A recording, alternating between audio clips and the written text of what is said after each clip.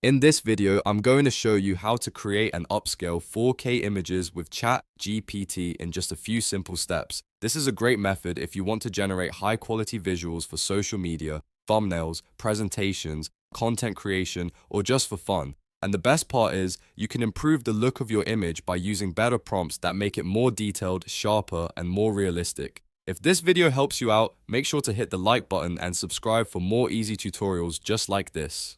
Alright, let's jump right in. The first thing you need to do is open ChatGPT in your browser or on your device. Once you're inside, you'll want to start with a clear prompt that tells ChatGPT exactly what kind of image you want. For example, you can type, "Generate a high-quality 4K image of a futuristic city at night, realistic style." You can replace the idea with anything you want, whether that's a landscape, product shot, character concept, or creative scene.